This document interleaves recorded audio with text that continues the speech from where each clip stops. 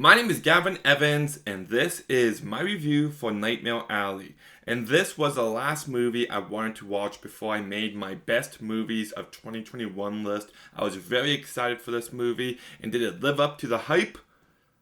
I honestly don't think it did. In fact, this movie is a huge disappointment. But let's talk about the stuff I did like, beginning with the cast. And this movie stars Bradley Cooper. And Bradley Cooper doesn't get the recognition he deserves as an actor because he's proven time and time again just how great he is. And that's the case here. In fact, even though I didn't like this movie, I feel like maybe he should have been nominated for Best Actor because he is that good in this movie. When he's in love and happy, you feel it. When he's broken down, you feel it. And there's one scene near the very end of the movie where he just sells you on it so perfectly. I was really impressed by his performance here, so I think he's great in this movie. Kate Blanchett's in it, and I feel like everyone overrates every performance she gives. I think she's fine here. I don't think she's anything special. Rooney Mara is good, but she's not given enough to work with. I kind of wish Rooney Mara's career took off a bit more because she got nominated for The Girl with the Dragon Tattoo. Then she got nominated again for Kale, and I feel like this is the first time I've seen her since. Oh, I just realized she's in Kale, so is Kate Blanchett. It's the reunion of the Kale ladies. Then we've got Willem Dafoe, who is good in this movie. He's not in it a lot, but when he is in it, he steals the show. And then we've also got Ron Perlman, David Strassem, Toni Collette, and Richard Jenkins, who are all fine in this movie. This movie is directed by Guillermo del Toro, and he's a director who I like his directing, I like his visual style, but his movies, for the most part, aren't great to me.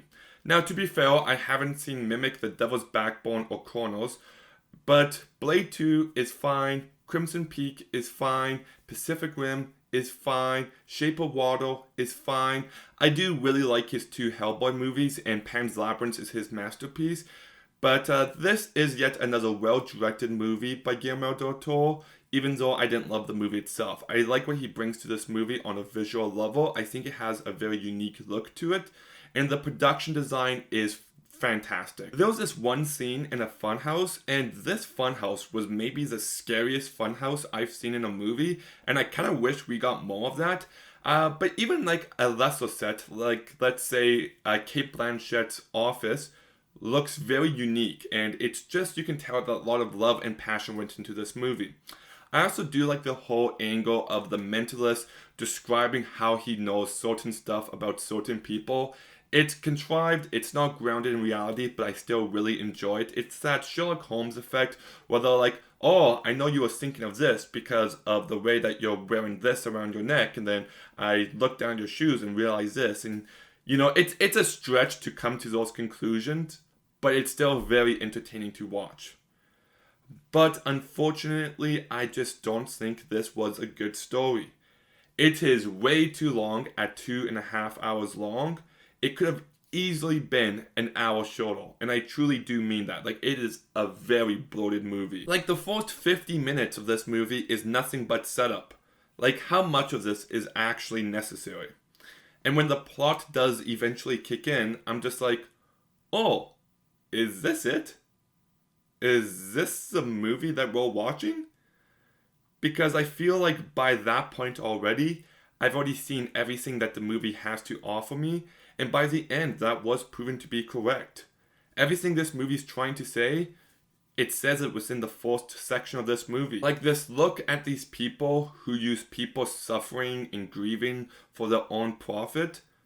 I understood what it was saying about it early on, and I don't think I needed 2.5 hours long to tell me just how awful these people are. And even the directions the story takes in the last act of this movie, I didn't find to be surprising at all. I actually found this movie to be super predictable. Like, there's a big question of what's going to happen with him and his wife. And I figured that out pretty early on. There's a big question with whether or not he can trust Kate Blanchett's character. I figured that out pretty early on. And I was expecting some sort of subversion of expectations, just something to make it a bit more interesting. But no, I was given exactly what I was expected to. And considering so much of the movie is reliant on that, just how stupid the main character acts in moments is just really frustrating. I just don't believe that a man as greedy as him would handle money in the way that he does so in this movie. So when you kind of have a sense of everywhere that the plot's going to go, you're just kind of waiting for it to happen, and I kept waiting to be surprised, and I really wasn't. It's a very one-note movie from beginning to end, and I didn't need all that time for it to tell you that one note.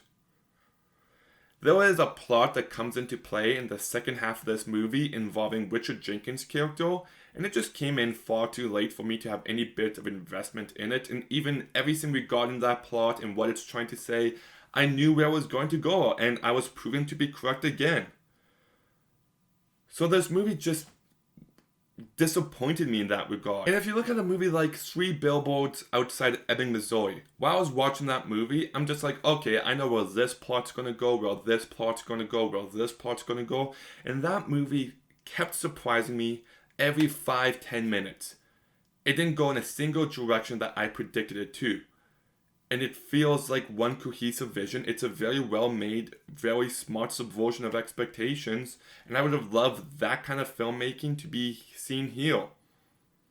I also do think this movie was far too serious. It would have been nice if this movie had a bit more camp in it. I think that would have complemented the visual style a bit more. But that said, all that said, this movie does have a terrific ending. Like, the last scene in this movie is one of my favorite scenes of 2021. It is a fantastic ending. I just don't think we needed to spend 2.5 hours to get to that point. And the more I actually think about this movie, the more that I actually believe that this movie should have been the first act.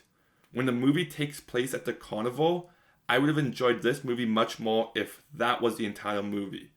Because that is also when we get some of the most unique visuals of this movie. But also that's when you could have made a bunch of different statements. Because this movie begins and we see just how awful this carnival is. They mistreat people for the audience's entertainment. They lie to people. And we just see how awful they are on this large scale. And then after they leave the carnival, they narrow down on one awful aspect of it.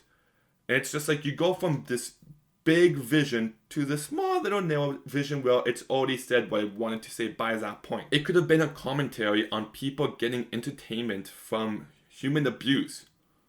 Because that is something that happens. I think The Shining is a good movie. I enjoyed that movie. But if you look into what happened behind the scenes for that movie, it's not good. And yet we all still get entertainment from it.